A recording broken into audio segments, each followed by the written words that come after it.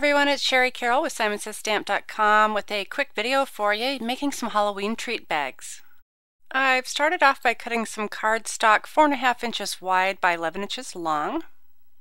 This will be the entire piece for the treat bag, so I've scored it at 1 inch here, and I'll just go ahead and crease these back so you can see them, and then I went across and scored again at 5.5 inches, then again at 6.5 inches, and this becomes my treat bag. So I'll kind of fold this and show you how this will look. So that little flap will either fold over, or I might fold it under when I actually put my treat bag inside. So it's got about 1 inch space in between for where the treats can sit. I've also done the same with some steel gray cardstock, and I'll be making both of these for the video. Now I want to create a window for this, so I'm going to use the circle card die from Simon Says Stamp. So you're going to first figure out which is the front of the card, so it's going to be the shorter piece. So I'll go ahead and just set this down just to make it clear for you which piece you're going to cut, and then I'll go ahead and center this down and run it through my die cut machine. To color the backgrounds of these treat bags, I've chosen some distress paints by Tim Holtz and some Halloween colors, and I have these all listed in the blog post. I'll be starting off with Picket Fence Distress Paint, and I've used some scrap paper just to tap it a little bit to get the paint flowing, and now I'm just adding dots to my steel gray cardstock.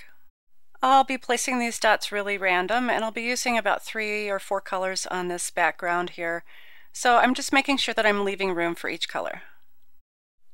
Now you can see I've already added my mowed lawn dots, so those are my green dots, and here I'm adding Dusty Concord and kind of filling in the areas.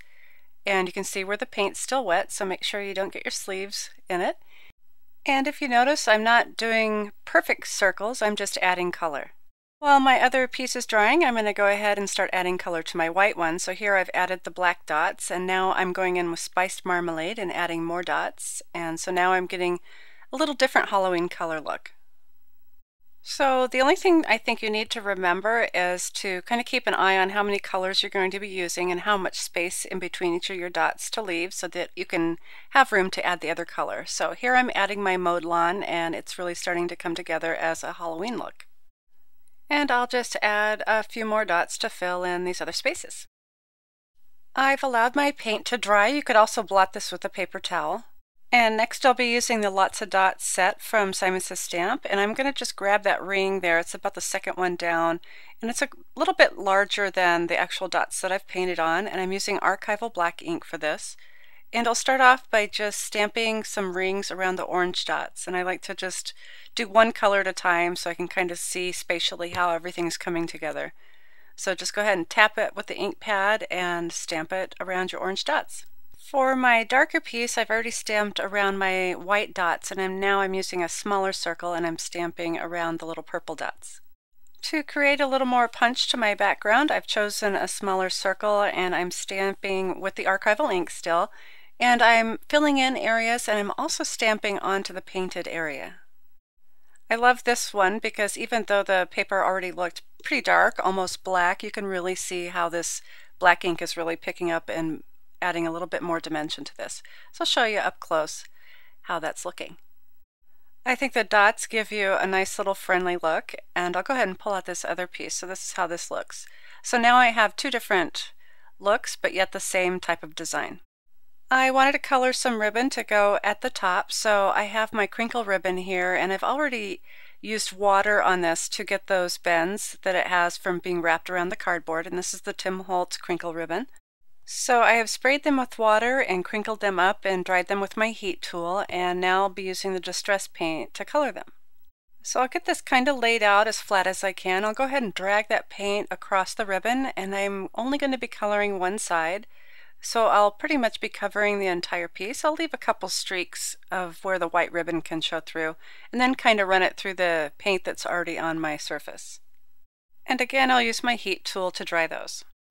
To make this secure, I decided to add a piece of acetate, and it's just scrap acetate that I get from my clear stamps. I have extra sitting around, and here I'm just adding adhesive to the back, and I've cut a piece of acetate just to fit across that piece, and I'll go ahead and lay that down and press that right into the adhesive.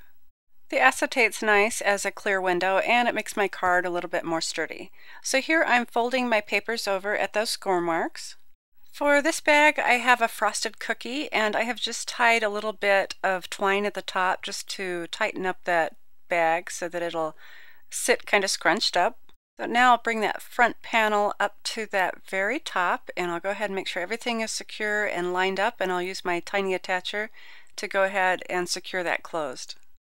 And once I have that secure, I can go ahead and add my painted ribbon, and this one is the Dusty Concord. And that little piece of twine holds everything together so that I can get this tied in place without too much fuss. So I'll just do a little tie left over right. As one of the final things to do for these treat bags, I'm going to be adding my flair, and the flair are recessed on the back, so I add a little bit of foam squares to these, just enough so that the adhesive sits outside of that button, and I can just go ahead and press that on, and the kids can go ahead and pull those off and put them on their books or do whatever they want to do with them. So here I've added the boo flair, and now I'm adding a stripe flair. I use a thinner foam square, so I always go ahead and put 2 on just to get enough adhesive. So once I can pull that off, oops, and just go ahead and press this in, and I'll do it kind of on a diagonal. I thought it would be cute to add some stickers to this flair, and so for this one I'll also be adding the word boo because it fits on here really perfectly. And I'm using the Killy Perky gray letters. It goes really well with the gray that's in the stripe flair. So just go ahead and line those up. You could do any kind of word with your stickers. Okay, so I'll get that out of the way, and here are my little treat bags. So these are for special kids that I know in my neighborhood, and I'll have these all ready for them for Halloween. I wanted to show you a little bonus that you can do with the other piece. This is the piece that was cut out, and for this one I'm going to go ahead and just put a little adhesive on the back of that, and I've stuck it to my table, and I'm using the diagonal stripe stencil that just came out for our holiday release. And I'll be grabbing a little bit of my painter's tape here and secure this in place. I'll be coloring in my stripes with the Hero Arts soft granite ink just for a little bit of a light gray color. And I'm going to grab some more painter's tape. Since it is a long diagonal, you want to add a few pieces of tape here and there, and that kind of keeps those stripes in place because they are long pieces of plastic. And I'm using my sponge dauber. I also want to pull out my case and show you how I keep mine. I have a couple different sizes in here, but I use the same one for my grays, not necessarily my black, but I'll use it for my charcoal ink and my soft granite ink and any other grays that I might use. So using my finger, I'm just going to go ahead and follow the stripes of the stencil, and I think I might go a little bit randomly, a little heavier and lighter, just so it's not so perfect. So once I was done with my stenciling, I add my little monster face and some more stickers that say Spooky and Boo and a little bit more ribbon. And I put everything onto a piece of steel gray cardstock that was left over for a little mini card. So here's another look at my white Halloween treat bag and my dark gray one.